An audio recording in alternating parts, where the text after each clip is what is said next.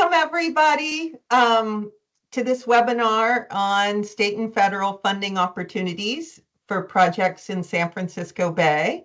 And hopefully everybody is seeing and hearing me.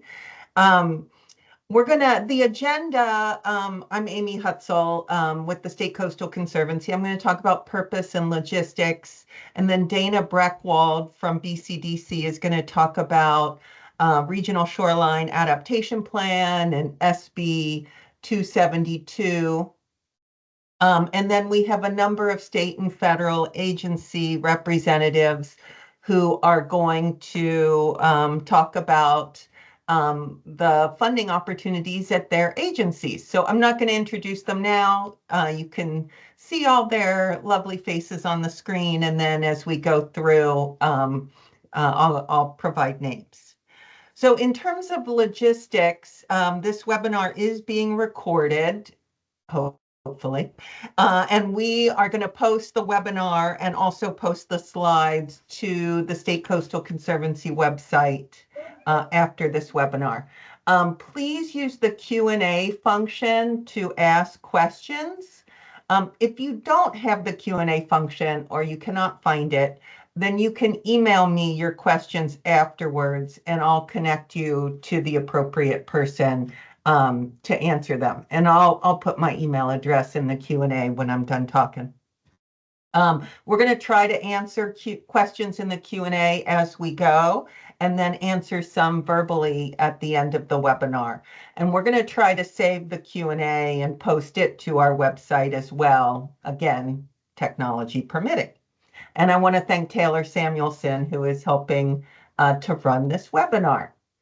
So the purpose of this webinar, we want to share information about potential state and federal funding opportunities that could assist local agencies, tribes, and nonprofits with projects in San Francisco Bay and along the San Francisco Bay shoreline, with a focus on coastal flood risk management and combined flood risk management and shoreline resilience, including nature-based shoreline resilience. So as you all know, every shoreline resilience project in San Francisco Bay involves multiple partners and multiple funders. And I want to thank all the state and federal agency representatives who are taking part in this webinar and playing a role in the health of San Francisco Bay for communities and for ecosystems. So the passage of Proposition 4 in November in California is going to provide significant state funding for climate adaptation, and several of the state agencies on this call will speak to Prop 4 funding, as well as other state funding sources. And then at the federal level, I think we've all seen what is happening and generally decreased funding opportunities for climate adaptation. And we've seen staffing and funding challenges that our federal colleagues are facing. However, there continue to be federal grant and partnership opportunities, and I do want to thank the federal agency representatives who are here today. We really value your work and partnership. And with that, I'm going to turn it over to Dana Breckwald, who's with the San Francisco Bay Conservation and Development Commission. And she is going to give us about 10 minutes on the Regional Shoreline Adaptation Plan. Thank you all.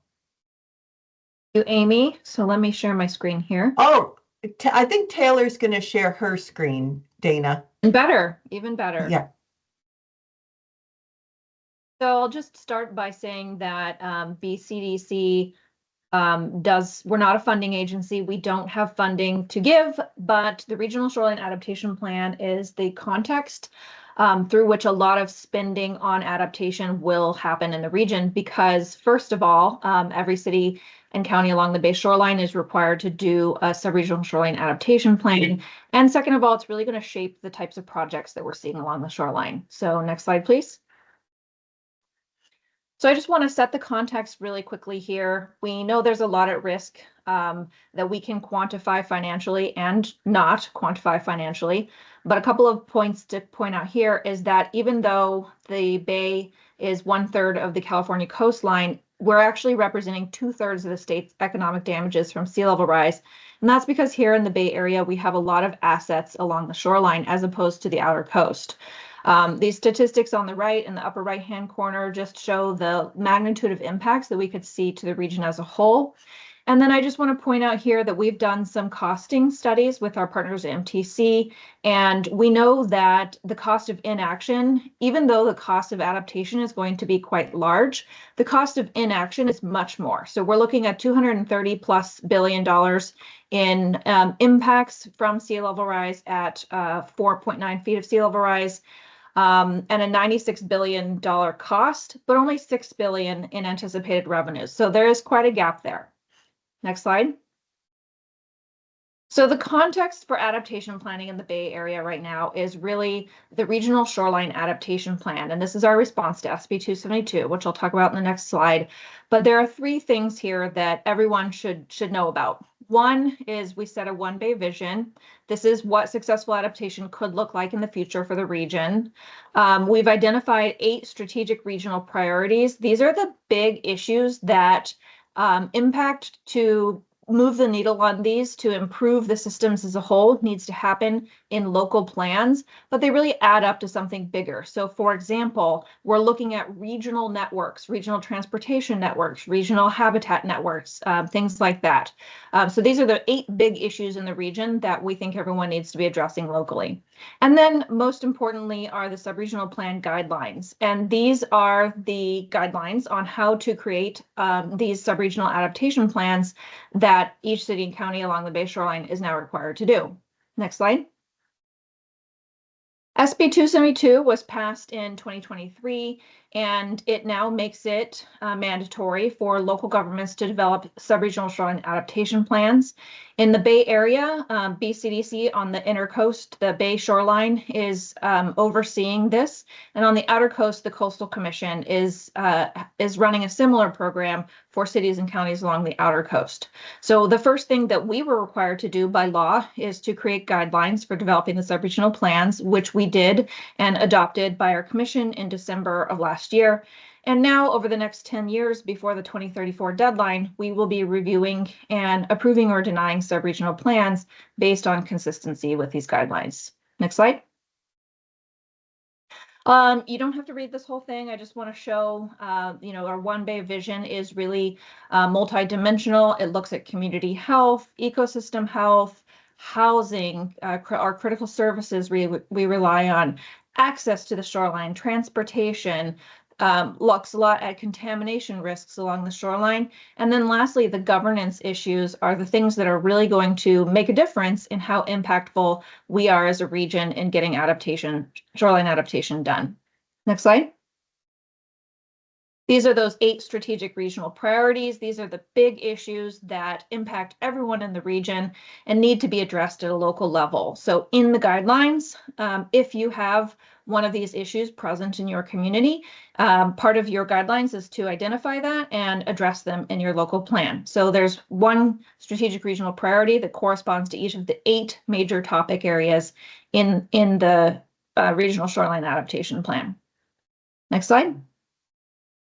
So what is a subregional plan? What are cities and counties required to do? And this is really the meat of it, because this is where a lot of resources will be spent at the local level to do these plans.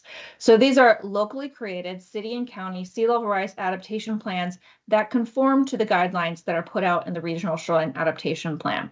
The way that we have structured it is that cities or counties can do them on their own, a single city or county plan. Or you can do a multi-jurisdictional plan where cities and counties work together to create one plan that encompasses multiple cities.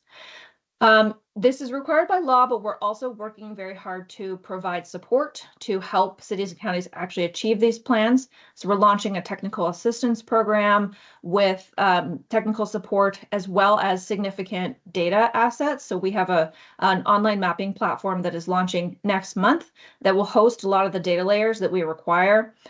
We have significant guidance on adaptation steps and outcomes.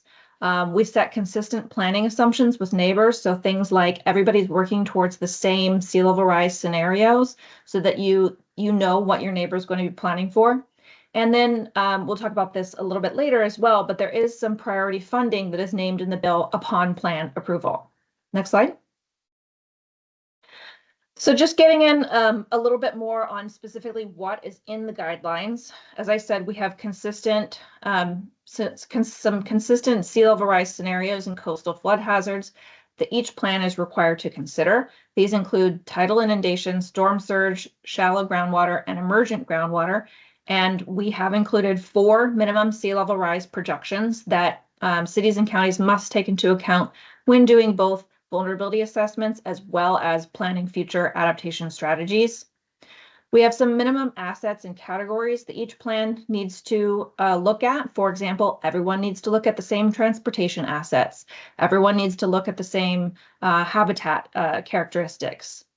There's an equity component for each of the different elements in the plan. There are equity considerations to think through, both in terms of the planning process as well as the outcomes. And then the adaptation strategy standards are the questions to consider as you're deciding what sort of shoreline adaptations approach you want to take. And these are the standards that are really going to guide what shoreline adaptation projects look like in the future. Next slide. So I do want to talk just a little bit more about the adaptation strategy standards because, as I said, these are really going to shape what we think a good adaptation project looks like. We have 3 key areas. The first one is maximizing the benefit of shoreline uses and baylands habitat. So it's really important to first think about how do we make sure that the strategies that we choose really continue to allow access to the shoreline, prioritize nature-based solutions, and we think about those things first.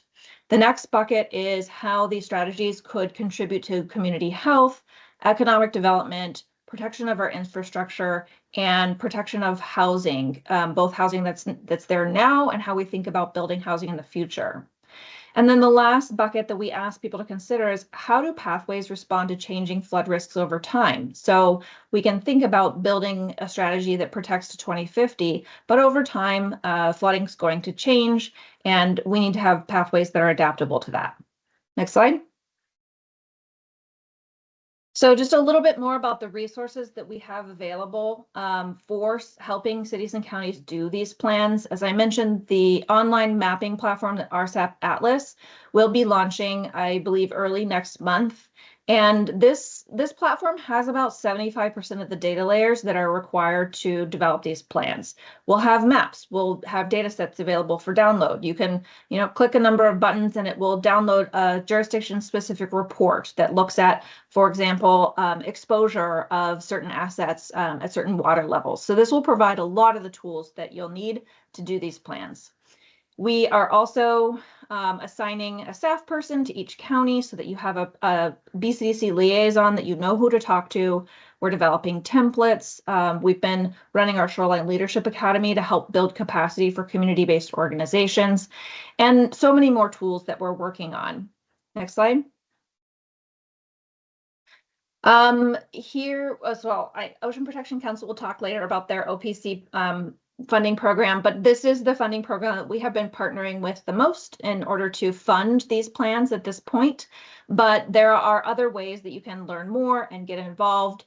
One of the big things we're doing this summer is we will be doing a big publicity blast, sharing things on our website, sending out newsletters, going out to your communities, talking to your elected officials, talking to you, staff at local cities and counties to make sure that you are really comfortable and aware of what's coming, how to get in touch with BCDC, and how to get started on these plans. So there is a website. If you go to bcdc.ca.gov, you can find out how to sign up for how to learn more about the sea level rise plans and sign up for the mailing list to get involved.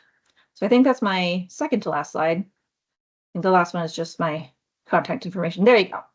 You can also email me if you have any additional questions on the Regional Shoreline Adaptation Plan. That's it. Thank you so much. Great. Thank you, Dana. That was terrific. And now we're going to move on to, we'll start with state agencies and then move to federal agencies.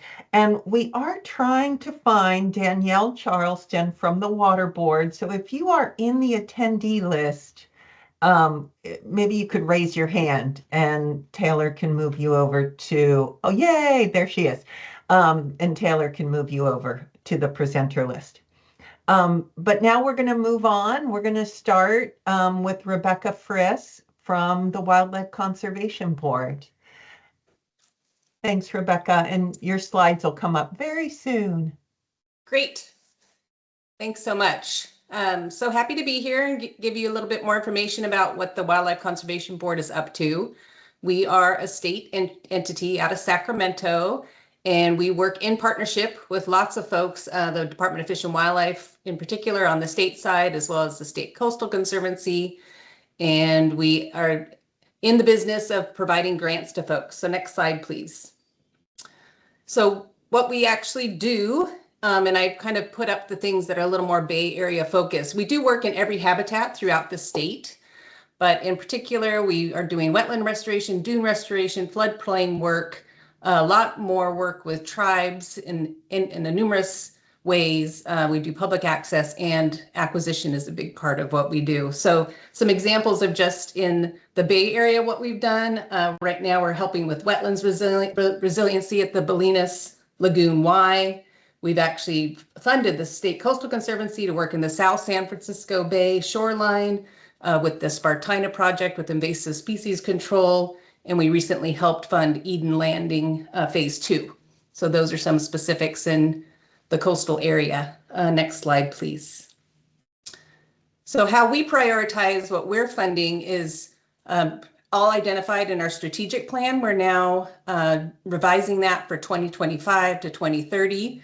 We're all about protecting and restoring biodiversity, improving climate resilience, and increasing that access to nature. So folks that do want to take a look at that, we have specific objectives of the types of projects we'll be doing under Prop 4 for the next 5 years. Encourage you to look at that, and you could actually be commenting on that this week if you'd like. So that can be found on our homepage of our website. We also, of course, are implementing the goals of the state. We're very active in implementing the state's 30 by 30 goals as well. Next slide, please. So in Prop 4 in particular, we will get a good amount of money over the next number of years. And for 2025, 2026, here's what's proposed to come to WCB. The two in bold are maybe what's most applicable in the Bay Area and on the coast. And so those are pretty broad programs that, encompass a lot of what we do as far as that restoration and acquisition work. So we'll have to see how that plays out here over the next couple months. But we will be hopefully implementing all this funding in the next few years. Next slide, please. And the biggest thing is just to know that we have a continuous open rolling application process. So anyone that has a project that they think might apply to the priorities I've just laid out, all you need to do is fill out a 2 to 4 page pre-application that could be found on our website. And then what we do is review the pre-application, hook you up with a staff person that can then help guide you through development of a full application if we feel like that's applicable. And then we take projects to our board, which meets 4 times a year. So the pre-application and additional information on how to submit a grant to us is at our grant opportunity page on the grants tab of our website. And we have numerous ways to connect. So you can get on our webpage and subscribe, but we are also on the social media platforms and also have contact information on our website if you want to talk to somebody in particular. So we're super excited to partner and do new projects and continue doing existing projects with the Prop 4 funding we've had. And again, if I'm encourage anybody that has ideas to reach out and give us a call and we can chat about your project and hopefully continue to implement great conservation on the ground. That's it for me. Thank you, Rebecca. And yeah, we love to partner with the Wildlife Conservation Board. They're fabulous. And another state agency, another fabulous state agency, Ocean Protection Council, and Ella McDougall is gonna present. Thanks, Amy. Hi, everybody. Good morning. My name is Ella McDougall. I'm the Climate Change Program Manager at the Ocean Protection Council, and I'm going to share first a bit about our agency, and then I'll dig into our funding opportunities. Slide, please. So OPC is a cabinet level body that advises the governor's office on ocean and coastal priorities and policies. Our mission, as you can see, is to protect the coast and ocean by advancing innovative science, policy and management, and making strategic investments, and also catalyzing action through partnerships and collaboration. On the slide, you can see our 4 strategic priorities: climate change, equity, biodiversity, and sustainable blue economy. All of our work, of course, is intersectional, as this work tends to be. But most of what I'm going to be talking about today kind of fits under the climate change bucket, which is our goal 1. Slide, please. Okay, so excuse me, launching into OPC's major funding program, we have the Senate Bill 1 Sea Level Rise Adaptation Planning Grant Program, which supports adaptation planning along California's outer coast and the San Francisco Bay, with the goal of increasing coastal resilience and protecting both communities and habitats. This program is grounded, as Dana has mentioned, I'm not going to go too deep into it, but this program is grounded in 2 key pieces of legislation: Senate Bill 1, which directs the state to fund adaptation planning, and then Senate Bill 272, which is really applicable to all this work and very, very intersectional, which requires all coastal and bay local governments to develop land use plans that include sea level rise impacts by 2034. And for the Bay Area, this would be fulfilled by the completion of BCDC's Regional Shoreline Adaptation Plan. So right now for this grant program, we have what we call Track 1 open, which funds the planning portion. And specifically in the Bay Area, that means local and regional governments developing their Regional Shoreline Adaptation Plans, or RSAPs. This includes all the elements and of the RSAP guidelines, which we expect and hope each grantee to get as close as possible to completing within their grant timeline. Track 1 is non-competitive, but requires that grantees meet the expectations of the RSAP guidelines, and it operates on a quarterly rolling basis. And it's been running for about a year now, and I was just checking, we've funded over $8 million worth of planning projects and RSAP development in the Bay since last year. Our goal is to help jurisdictions build resilience thoughtfully and contribute to a coordinated regional approach to the impacts of shoreline and sea level rise, shoreline change and sea level rise. We also know capacity is a challenge for many communities, especially with a new set of guidelines, the RSAP.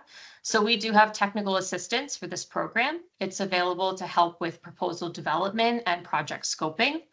And we encourage early outreach with our technical assistance program, and I'll have all that information at the end to help make the process as smooth and accessible as possible for everyone. Slide, please. Okay, looking ahead, we have 2 additional funding opportunities within the SB1 program that are anticipated to be open later this year. The first is Track 2, which will fund sea level rise implementation projects, things like final design, permitting, and construction. These projects must be identified in a previous adaptation plan, and Track 2 will be competitive, but we've already opened, and it is active right now, a letter of intent process for urgent shovel-ready projects that need faster review and potential early funding. And we want those projects to be places that are particularly vulnerable to sea level rise or have vulnerable communities that are impacted by shoreline change now. The second is our Tribal Cultural Resources Funding Solicitation, which will provide flexible planning support for California Native American tribes. It's open to all tribes, federally recognized and non-federally recognized, as long as they're being upheld via a nonprofit partner. The goal is to support tribal-led planning that addresses the impacts of sea level rise on tribal cultural resources and ancestral lands. And this program does not require land ownership or the development of a land use plan, which are often barriers we know for tribes. It also helps support tribes in offering informed consultation on state and local land use plans, planning efforts which would affect tribal ancestral territory or cultural resources. We expect both of these programs, the Track 2 and the Tribal Solicitation, to be open later this year. Slide, please. Okay, that's all I have for this SB1 program. You'll see all of our links and contacts right here. This website is updated very regularly, and it has all the information, hopefully, that you could possibly ever want. The first email address is our general SB1 email address. So any questions about the funding program, please feel free to reach out to us. We have a team who checks that email inbox so that we never let anything slip through. You'll make sure you get a timely response. And then the second email address, the last line that's in blue, that is our TA contact. So if you would like to start the technical assistance process, please reach out to them. But of course, all of this information is on the website as well. And if you get it confused, don't worry. We're watching and we'll ping you into the right direction. So thanks so much. And we really look forward to working with everyone. Thanks. Great, thank you, Ella. And Ella, there's a question for you in the Q&A. So if you could hopefully try to answer that. And yeah, attendees, if you have questions, please enter them in the Q&A. Next up is Jessica Davenport, my colleague at the Coastal Conservancy, and she's going to talk about two agencies, the Coastal Conservancy and the San Francisco Bay Restoration Authority. Thanks, Amy. Can everyone hear me okay? Assume so.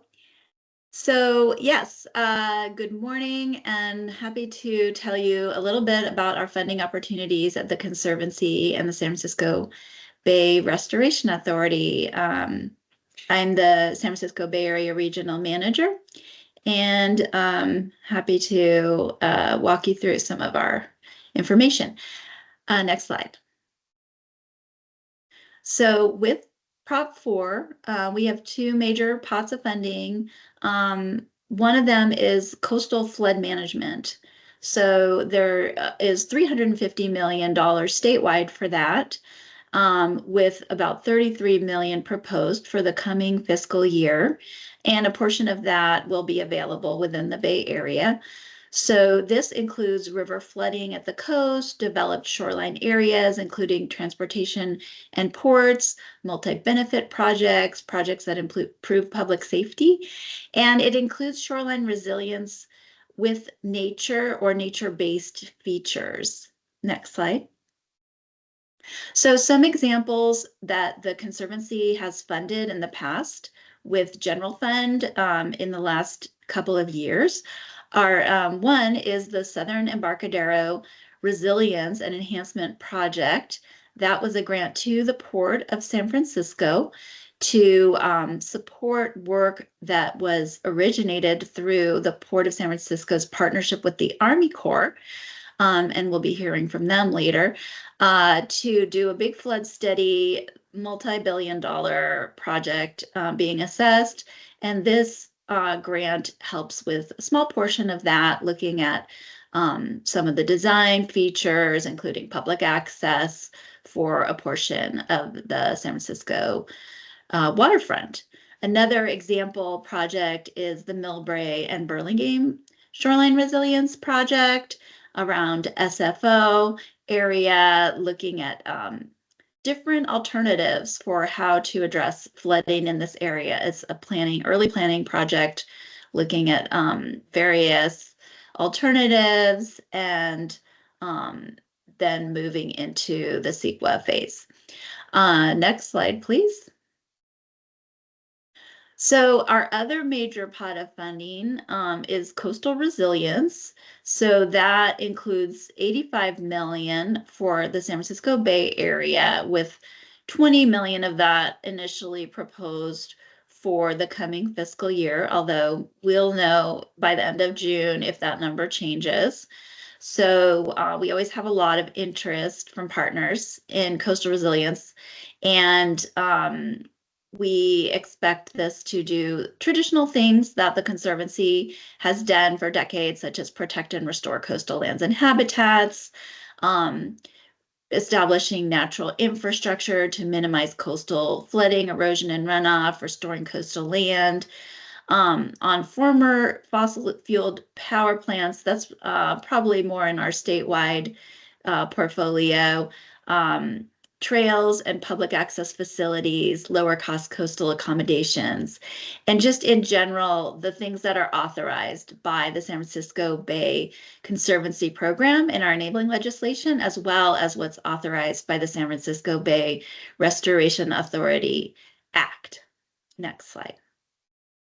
So some examples of things, again, funded in the last couple years with our general fund money, but that are good examples of what could be funded in the future are the India Basin Shoreline Park, which involved a grant to the City and County of San Francisco Rec and Park Department for a multi-million-dollar park renovation along the India Basin waterfront that involved development of a equitable development plan in partnership with the community, a lot of community-based organizations involved, as well as environmental nonprofits and many, many partners supporting that project in addition to the Conservancy. And everything is designed to be resilient to sea level rise. The infrastructure is all above 2100 flood level, and except for the floating dock. And then another example is the Tole Creek Baylands Restoration Project. And this is planning for restoration that can occur when the Tole Creek Bridge, which is part of Highway 37, is lengthened. So that's a partnership with Metropolitan Transportation Commission and Caltrans to integrate the restoration of wetland habitat with the improvement of transportation infrastructure. Next slide. So similar to other agencies, we are guided by our strategic plan, which is available on our website. And one of our strategic plan goals is related to equity, and that aligns very well with Prop 4's equity goal of 40% of funding will be provided, providing meaningful and direct benefits to disadvantaged communities and vulnerable populations. And other criteria that we use to evaluate applications that we get are whether the project is a good investment of state resources, includes a serious effort to engage tribes, the benefits will be sustainable and resilient over the project lifespan, delivers multiple benefits, and also will be planned with meaningful community engagement and with support. Next slide, please. So similar to Wildlife Conservation Board, we have a rolling application process, and we have deadlines for getting back to you at various stages. We also have to seek approval from our board, which meets 4 to 5 times per year. And we also have technical assistance provided by our staff throughout the process. You can use these, the website or email to get in touch. And now I'll move on to the Restoration Authority. So the Restoration Authority, you may know, is a regional agency that was created to fund shoreline projects around the shoreline of San Francisco Bay. It's funded by Measure AA, a parcel tax, and it includes the shoreline of the 9 counties of the San Francisco Bay Area. So it does include part of the Delta secondary zone, but not the Delta primary zone. Next slide. And in terms of focus, the Restoration Authority can fund habitat projects. So that is a slight difference between the Restoration Authority and the Conservancy, in that the Conservancy can fund a broader range of projects that are not primarily habitat restoration or protection, whereas the Restoration Authority Act requires that the projects be primarily a habitat project, but it can be multi-benefit and include flood management features and or public access features. Next slide. So the Restoration Authority has a similar set of prioritization criteria, which you can look into in more detail if you choose to pursue that. Next slide. And the Restoration Authority has an annual application process. So there is a pre-application phase where you can submit that and have consultations with staff, but then there is a single deadline per year for full applications, and that's usually in October. So make sure to plan for that. And then there's a process of evaluation with award dates starting in spring of the next year. And I will wrap it up there. Thank you very much. And the website is there as well. Great, thanks, Jessica. And that was a good segue. Eric Alm from Caltrans is going to talk next, and that Highway 37 Tole Creek example was a great example of collaboration. Eric? Great. So thanks to Amy and others for the opportunity to discuss sea level rise adaptation funding opportunities at Caltrans. As the state transportation agency, we're not the first public agency that people think of when looking to do climate change related planning, but Caltrans does more climate change adaptation planning and investment than people might think, which is what I want to talk about. I'm Eric Alm. I'm the Regional and Community Planning Office Chief for Caltrans in the Bay Area, and part of my job is to manage our climate change adaptation planning function. You can go to the next slide.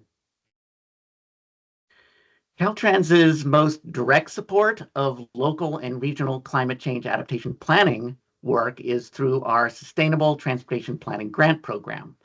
That's an annual program that for this most recent cycle will soon be awarding about $40 million in planning grants statewide for this upcoming fiscal year.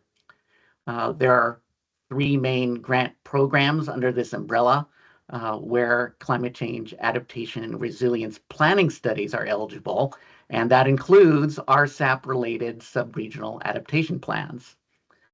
There needs to be some sort of transportation nexus to your application, and we can talk offline about what that means.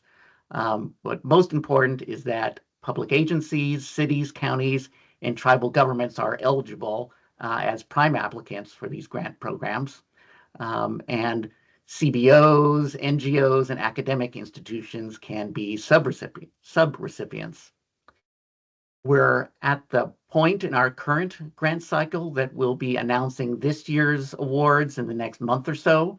Our next call for applications will be in the fall, and you can find this grant program on the California Grants portal. You can take a look at the latest grant application guide also to get more info on each of the grant programs themselves. In terms of grant development support, I think we do a pretty good job of that by offering to meet with applicants to discuss their ideas and concepts in order to advise on eligibility and how to make their applications as competitive as possible. We'll also debrief with applicants who don't get awarded to let them know what they could do better next cycle. So that's the planning grant program, and let's talk projects next. So next slide, please. The State Highway Operation and Protection Program, or SHOP, is Caltrans's largest funding program by far, which is used to operate and maintain our state highway system assets. Our Climate Change Action Plan for Transportation Infrastructure, or CAPTI, serve as our guiding principles. and the State Highway System Management Plan, or SHSMP, that's what guides our SHOP funding. The focus here is on asset management. The total investment in the SHOP and maintenance program as a whole over the next 10 years is estimated at about $70 billion. Our identified SHOP and maintenance needs, for the state are estimated at $118 billion, however, so there's definitely a shortfall. The SHSMP includes a SHOP asset management category for climate change adaptation and resilience. And what this means is that there is funding available in the SHOP for adaptation and resilience of the state's transportation network. We very roughly estimate being able to spend over $3 billion for state highway facility adaptation over in the Bay Area over the next 10 years. And of course, the need is much higher than that. Wildfire risk qualifies as eligible in there too, as well as flooding and slides from increased precipitation. So this is not just a sea level rise program. Bottom line is that while the Caltrans SHOP program is not enough to meet the full adaptation and resilience needs of the state highway system, it's an important part of the funding puzzle as we do our best to prioritize and address the state's greatest needs. I also want to be clear that the SHOP is a state-funded program that Caltrans uses. It's not a discretionary grant program like what I described earlier. But there are partnership opportunities here in the SHOP. If you've got a vulnerable segment of the state highway somewhere in your jurisdiction or study area, we should talk. It's possible we could find a way to leverage SHOP funding to address a vulnerability that supports local or community adaptation needs as well. Okay, next slide. So in keeping to the collaboration and partnership theme, Caltrans puts time and effort into investment planning. And by that, I mean looking ahead to discretionary funding programs out there and offering to support other agencies in their funding applications with letters of support or partnering on funding applications where appropriate. We keep an eye out for notices of funding opportunity, and we have a process for soliciting letters of support requests or funding partnership requests from other agencies for those NOFOs. If you think a funding application of yours would benefit from having Caltrans support, give us a call. Operators are standing by. But really, our strategic investment planning unit would be happy to hear from you, and you can get in touch with them directly through this email. You can also get a look at the NOFO opportunities we're currently tracking and what letters of support solicitations we've got going at the Smartsheet website on the screen here. I'm going to have this link is going to be on my closing slide too. Well, everyone's getting the slides later, so that's okay. Let's just move to my closing slide. Next slide, please. So here's that closing slide, and there's my contact information and the web links I've provided in this presentation. Caltrans has a fairly unique role in the climate change adaptation space, I think. As the owner-operator of the state highway system, we fund plans and projects, and we're also seeking funding for plans and projects. And as a result, I think there's some unique ways in which Caltrans can contribute. So, okay, that's what I've got, and thanks for being part of this forum today. Yeah, thank you. That was fabulous. And yeah, as we all know, in the Bay Area, our transportation assets are right there along the shoreline, along much of the shoreline. And Eric, there's a couple questions in the Q&A for you. If you can take a look at those and respond, it'd be great. And I want to remind people, you don't have to write down these long addresses or screenshot them. We will be sharing the slides afterwards. Now I'm going to turn it over to Danielle Charleston with the Water Board.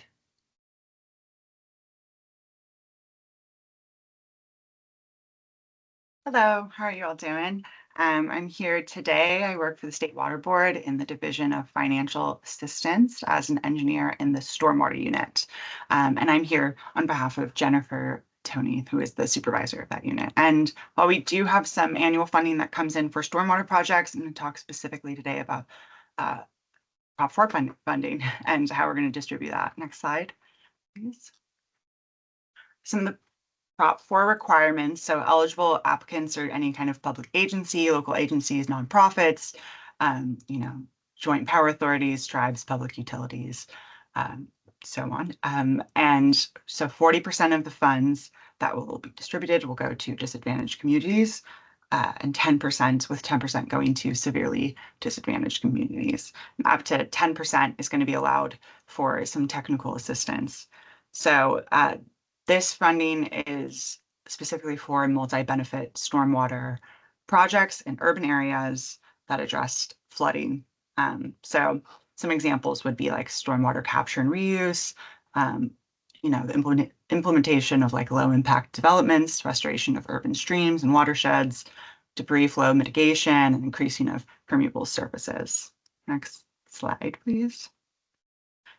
So of the funding that we received, we're going to be distributing 101.5 million for stormwater projects. There is going to be a 30-day public review period for our guidelines. Our guidelines are going to be going to the board this fall, so fall 2025. So look out for that because we look forward to receiving comments. And we expect to take those guidelines and send them to be adopted by the board early 2026. There will be one round request for proposals, open and close process starting spring 2026. And SB 985 requires that any project that we fund is included in the stormwater research plans that we have concurred with. Later on in these slides, there is a link of all of the plans that the State Water Board has concurred with. And so in the application process, we'll just have to confirm that the project fund is included on a project list in a SWRP that has been concurred with. Next slide, please. And so the process, we're trying to simplify the process quite a bit. What it would be is, submit a simplified application for your project. We will go through concepts and review them, score them, send out award letters, and then request additional documents from recipients for the necessary documents, mostly for executing agreements, and then go through the process of executing those agreements. Next slide. And so any follow-up questions you have, you're welcome to reach out to Jennifer Tooney. There's her contact information. Again, there is a link for all the approved SWRPs that are currently on the list. So you can find them there, and then a link to our program, Stormwater Grant Program. And that's it. Great. Thanks, Thank you. Danielle. I think you got us back on schedule too. That was fabulous. Yeah, short and sweet, Yeah, no, it's a terrific program. And next up, we're going to hear from Edward Edston with Cal OES. Ed, are you out there? I am. Can you hear me? Yes. Okay, great. Good morning, everybody. My name is Ed Edston. I'm with the Resilience Branch of Cal OES in the Technical Assistance Division, and I'm in the Climate and Flood Resilience Unit. Next slide, please. So the Technical Assistance team is really here to support you through the whole process of applying for some FEMA grants, the Hazard Mitigation Assistance Grant. And we make sure that you are meeting all the federal regulations and guidances, but we're also here to help you with your benefit cost analysis, project scoping, getting your cost estimate in line, basically dotting all your I's and crossing all your T's. So even if your jurisdiction doesn't have a lot of bandwidth to apply to these grants, reach out to us and we can talk to you about the assistance that we can provide. Next slide, please. So I have a couple grants listed up here. the FMA grant program, the Flood Mitigation Assistance Program. This has been annual in the fall. So we'll see this next fall. It's focused on reducing or eliminating risks for repetitive flood damage and severe repetitive flood damage buildings and structures that are insured under the National Flood Insurance Program. I want to focus on HMGP though, because we have an open funding opportunity for the Hazard Mitigation Grant Program. And this is tied to the LA fires, which is Disaster 4856. And even though this is tied to the fires, you can apply for money for any natural hazard to reduce risks from flooding, from intense storm events, from seismic. The notice of interests are due soon. They're due on the 29th to OES, and the sub-application is due mid-September. There's a link on this page for our Engage portal, which is where you would submit both that notice of interest and the sub-application. So eligible entities are governments, local jurisdictions, state agencies, special districts, federally recognized tribes, private nonprofits. You will need to have a local hazard mitigation plan to be eligible unless you're a private nonprofit. And I really want to steer you towards the notice of funding opportunity on our website, which lays out some of the priorities, eligibility criteria. But my take-home message today is if you have any projects in mind for reducing risks from natural hazards, reach out. We can do some project scoping with you, see if it's a good fit for the program. And if it is, you can submit that NOI and start working on a sub-application. Now, even though the deadline is the 29th, turning it in early is actually a good thing because then the technical assistance team will reach out, set up a scoping call, and talk to you about that NOI and see if it's a good fit for the program. This is going to be a large funding opportunity. We don't have the total lock-in yet. But one caveat, there's been more interest than we think there will be money already. But if you have a project, please reach out. So this could be a physical project. It could be an update to your local hazard mitigation plan.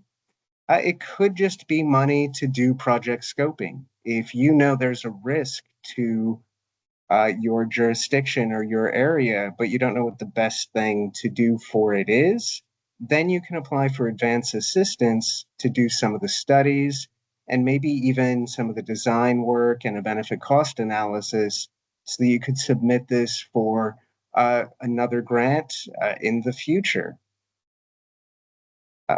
Next slide, please. So if you haven't already, I'm really going to encourage you to sign up for our listserv. There's a QR code here. We're not going to spam you. We're just going to tell you about what opportunities are out there. The email address that's on here, resilienceca@caloes.ca.gov. That's our general inbox for the technical assistance team. And someone's checking that every day, and we can set up a call and talk to you about the grant funding. Now, if you're thinking about applying for HMA funding, keep in mind this is a slow process. You would submit the sub-application to OES mid-September. We would review it, potentially have some requests for information, and the soonest it would likely get submitted to FEMA would be in January, and then it would undergo FEMA review. So you're probably looking a couple years into the future. So keep that in mind when you're applying and make sure that your costs are not the cost today, but what you think the cost will be in 2 or 3 years down the road. So again, this could be to do studies, this could be to do a plan, this could be for a physical project. You can find the notice of funding opportunity on our website at the link I have here for grant information and timelines. So please reach out and connect with us. There's not a limit on the number of notices of interest you can put in, but think about the bandwidth for your organization and what you can handle realistically. So I'm going to suggest that you submit less rather than more so you can turn in a good sub-application. These sub-applications are going to be competitive within the state, and we've been oversubscribed for every grant opportunity in the past. And so I assume that's going to be what's going to happen for this one. And that's all I had. But again, I'm going to encourage you to reach out and hope to hear from you in the future. Great. Thank you, Ed. And yeah, this is, it's a reminder that there are really great people working at these agencies available to assist you. So reach out. Our final state agency is Department of Water Resources, and Arthur, and I realized I did not check with you how to pronounce your last name, but I'm going to go with Hinojosa. Very good. Is going to talk about DWR. Thanks. Good morning, everyone. Yes, Arthur Hinojosa with our Division of Regional Assistance at the Department of Water Resources. Well, let's get started. Next slide. We've got an assortment of funding opportunities, programmatically speaking. Currently, we only have one that's open. It's our Riverine Stewardship Program. And eligible applicants include the Bay Area as well as areas that are served by a state water project. It's a old bit of funding that had some odd geographical limitations to it that they pulled out of the couch cushions and put into the program. Next slide. So with our Riverine Stewardship Program, it's got to be consistent with water code. And this program typically looks at habitat restoration improvement, such as gravel injections and uncovering streams that might have been choked up or closed up or just inhibited by various culverts or road crossings and what have you. And the purpose is to open it up, make it more accessible to the public, make it more fish friendly for especially for steelhead or other fish of any kind, or if there's any water conveyance as a whole to make things move a little bit better. Next slide. How to apply? Go to our website. There's quick links on Work With Us. Takes you to grants and loans, which looks like this. And then there's links as well. As people mentioned earlier, our grants portal, the California Grants Portal is also a way to find our programs.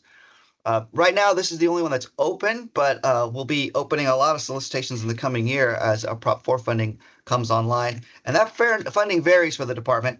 We're looking at about 1.7 billion in total. Not all of that is grants. There'll be a lot of directed work, but roughly speaking, we're looking at about $380 million for groundwater. Again, that'll be directed expense as well as grant programs, including conjunctive use and recharge, and various groundwater and multi-benefit programs. We've got 10 million coming to enhance stream gauging. So if you need measuring happening, we've got a program that will avail that. It's currently closed now, but it'll be opening up again with Prop 4 funds. We're getting $75 million for water conservation, of which about all but 10, I think, will go into local assistance grant type work. There's money for about $500 million for flood specific work. About 150 is dedicated to the Delta, another 150 subventions, which is a statewide program. And then about half, or a little more than half, is to the state, specifically the state plan of flood control, which probably wouldn't apply to most of your interests here. There's another 480 million for dam safety and reservoir operations, 100 million for IRWIM type watershed resilience projects, which my shop will be also administering, and another 75 million for riverine stewardship type work. Of which at least 20 will be specifically for urban streams and local assistance. A lot still to be worked out with the incoming budget, and we'll be doing a lot of outreach through our various formats to see what folks want out of our grant program. Some of them will be continuations of existing, but we can tweak that as we think people might need. We want also roll out some new ones. They'll look like old ones, but we'll be starting from scratch in the sense that we get out, we start having listening sessions and asking folks what they hope to see out of the grant program. And we like to blend that as best we can with what our own directions are, both in the legislation and our own, or the governor's own goals with regards to water management as a whole. If you have any questions, my contact, I think, was at the beginning. These portals and these links will take you there as well. And of course, you can always use the Q&A. And that's all I have. Thank you very much. Great. Thank you, Arthur. And yeah, everybody should go to this QR code. DWR is managing quite a bit of the Prop 4 climate bond funding. Not all of it applicable to San Francisco Bay shoreline work, but some of it is. So thanks for giving us a preview of the Prop 4 funding and the existing grant program. And now we're going to move to 3 federal agencies, starting with US EPA. And I want to introduce Luisa Valiella, a terrific colleague. Thanks, Amy. Thanks, everyone, for adding us to this great lineup. I've been taking a lot of notes, really getting to see a great spread of options, which we truly appreciate at this time where, as you led with, federal dollars may indeed not be at a level that we were getting used to. So I'm starting with this slide to talk about the San Francisco Bay program. This is federal dollars allocated by Congress to come to EPA Region 9 to run as a grant program, the San Francisco Bay program. That's kind of what we're calling it now. It has evolved over time. We have been around since 2008. And this is to give you an idea of similar programs across the country. We're one of 11 if you count one way, 12 if you count another, that appear in EPA's budget every year as an identified line itemed funding allocation. So, starting with Senator Feinstein, and then as our program evolved, solidified into its own Clean Water Act statute under Congresswoman Jackie Speier. So we have the San Francisco Bay program, and when you get a federal budget, which is, of course, nothing that anyone really reads, hundreds and hundreds of pages long, but embedded in there is a geographic programs funding table, and that's what is inset in this slide as well, so that you can see this is what we wait for to indicate what Congress has allocated to us. So this is how it appeared this year as part of the final continuing resolution that became our final budget. All to say, so we were getting accustomed to levels of $54 million a year to give out as grants. This is still, even though this was the continuing resolution budget, it is not our final budget in terms of how funding comes into the region, and so we're still waiting for our final budget numbers to know the exact amount of that $54 million that is available in FY25 funding. So this is the fiscal year that we're currently in. And I will say that we just recently did get to brief our new regional administrator, Josh Cook. So he has seen all these slides, is aware of our program, and we are also interested to note that our administrator, Lee Zeldin, is from the New York area and is very familiar with the Long Island Sound sister program that we have and is on this slide, and where they expend funds on making sure that communities are protected from sea level rise. So we are hopeful as we wait for our final numbers that we might be able to run another, and Eric Alm used our same acronym that we use, our NOFO. So we are very, very hopeful that we will be able to get out more money later this year as part of another round. Next slide. So our program as it evolved is based around program priorities, and this is what appears on our webpage, and should be quite, dovetailing nicely with a lot of the previous presentations, especially starting with Dana around, the need for shoreline protection. We were, again, very, very hopeful to finally be able to put some significant federal dollars towards those needs in the Bay Area. And that can be seen certainly in many of our stated priorities, which were vetted through many different forums across the Bay Area and using a lot of stakeholder input to, ensure that our priorities are your priorities. And we are hopeful to be able to retain these at this point and run NOFOs still according to all of these priorities. So the large scale shoreline resilience and multi-benefit projects, again, exactly what the Restoration Authority is trying to do, large scale tidal wetlands restoration, what the Conservancy does.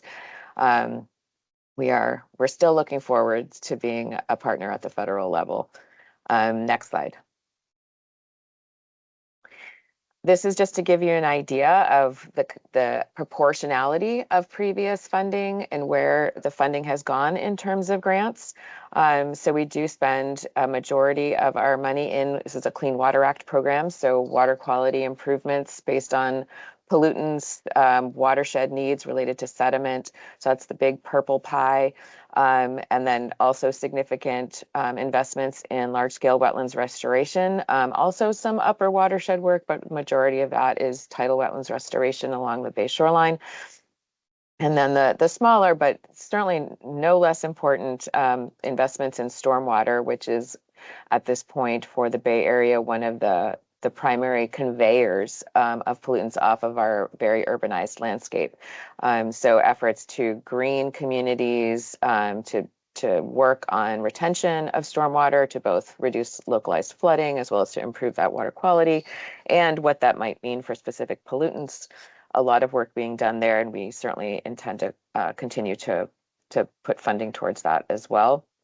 We do have a website. We do have a story map, which includes little write-ups on previous projects and ongoing projects that we fund, if you're interested in that. And I think my last slide is just my contact information. We do normally, when we get ready for a NOFO, do webinars such as these, but also mass email distribution to let people know that NOFO is coming.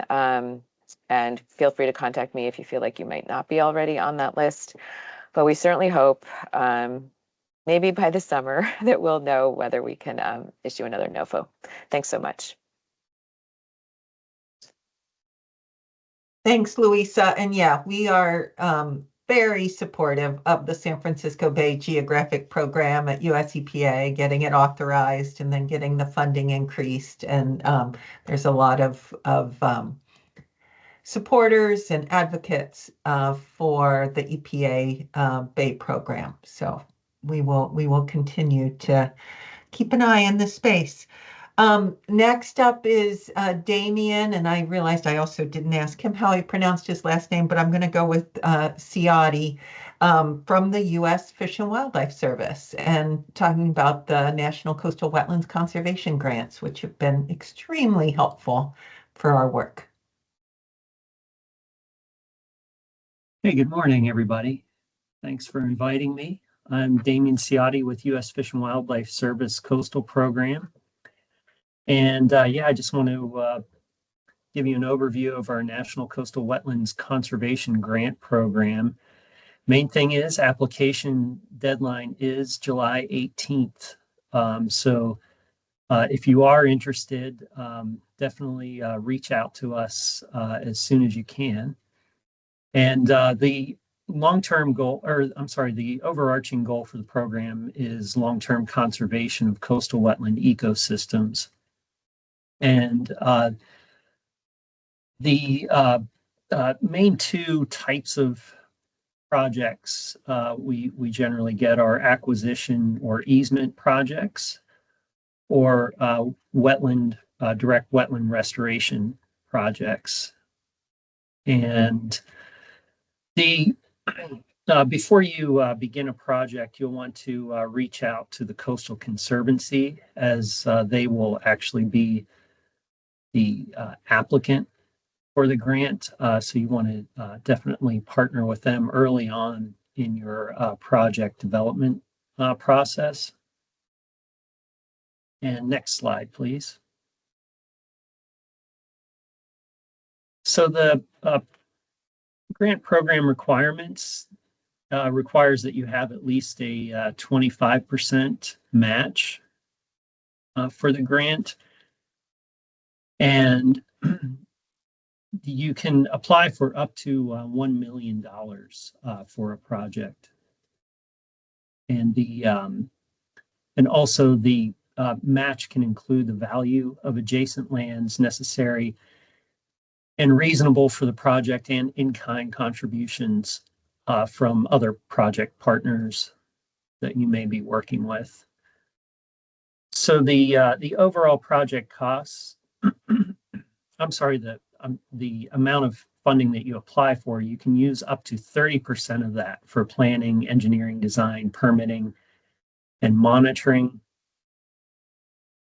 And 90% of the grant costs must support conservation activities. So you can use 10% for things like education and outreach. Next slide, please. And here is just some general grant information to access the application. So the CFDA number there listed and link to grants.gov. So if you are interested, I would advise to, like I said, reach out to the Coastal Conservancy contact, as well as to myself. And I don't have their contact information up right now, but Julie Hanna is also with the program with U.S. Fish and Wildlife Service, and Colleen Grant. And yeah, it would be good to, we can assist with just going through the application with you,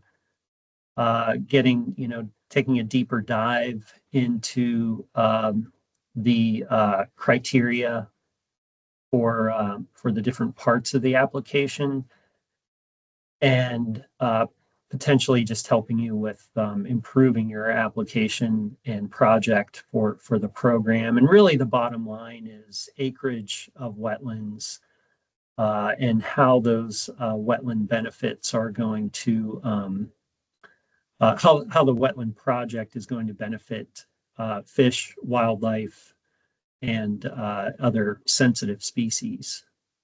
And a good example project is Heron's Head Shoreline Restoration Project in the San Francisco Bay. And this did involve protection of tidal marsh habitat and some restoration of tidal marsh habitat.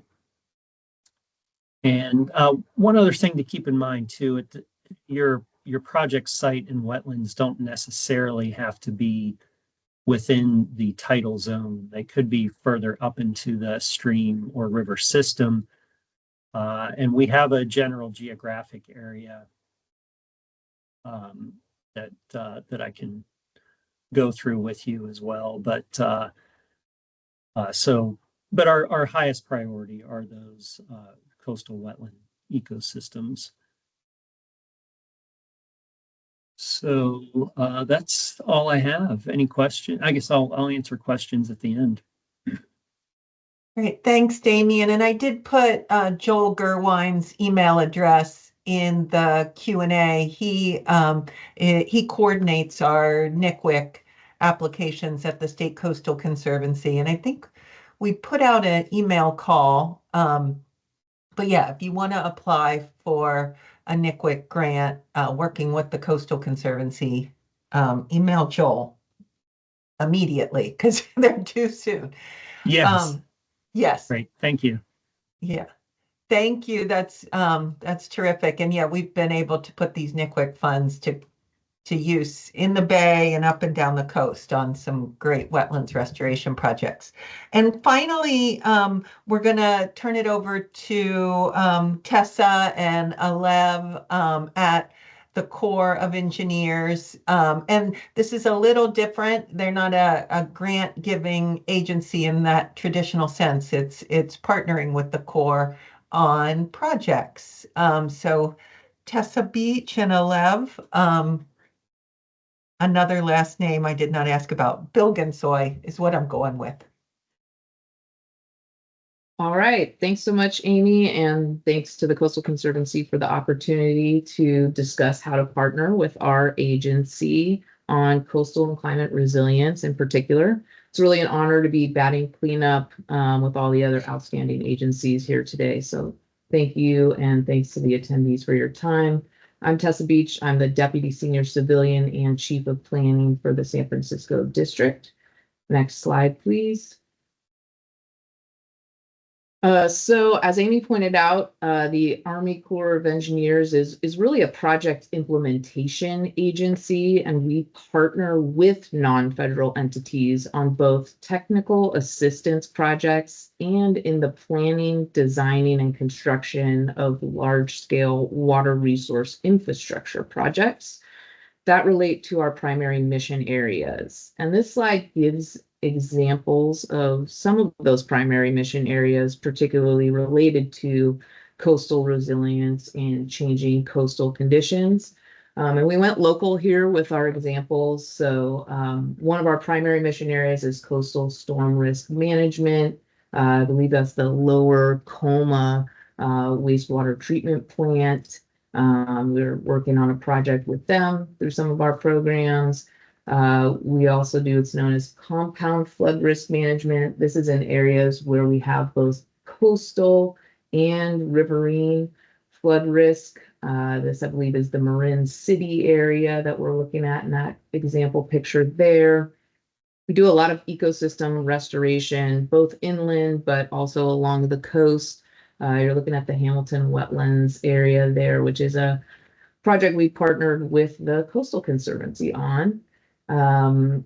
We also have some environmental infrastructure programs, particularly focused around water supply and wastewater infrastructure. I believe the one you're seeing here in the bottom left is the Alameda Estuary area for some water and wastewater pipelines.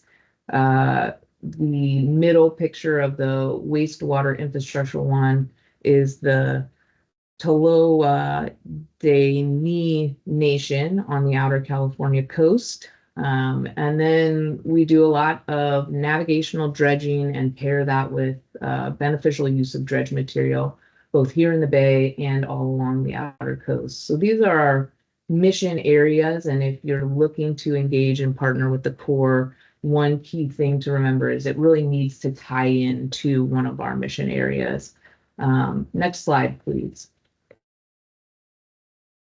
All right, so across those mission areas, there's a variety of different programs that we can partner through to address water resources problems and opportunities. And these programs span really the entire phase of the project implementation lifecycle. I'm going to go into a little more detail on each of these, but a key point here, and Amy stole my thunder a little bit, is that again, we're a partnership agency, so we are not a granting agency, but we do bring significant federal resources, both financial and technical, to projects in partnership with non-federal sponsors. Starting at the top left that you see there, with the convening and planning phases, we can get involved through our technical assistance programs, which really deliver planning projects and products such as emergency assistance plans, technical data collection and analysis, and report products associated with that, and even workshops and convening efforts at the request of non-federal sponsors. There's a group of these technical assistance programs. They include things like our floodplain management services programs, our planning assistance to states program, our Silver Jackets program, and in some cases, our tribal partnership programs as well. The budget for these type of technical assistance efforts ranges from around $100,000 to $1 million. And usually these are pretty short in duration for core actions. On average, I'd say 1 to 1.5 years, some extending out to 3 years or so. And then in the middle there, in the planning, design, and construction phase of project implementation, I'll call your attention to our Continuing Authorities program. This is actually for planning, design, and construction of infrastructure projects that from the Corps' perspective are less complex and generally smaller.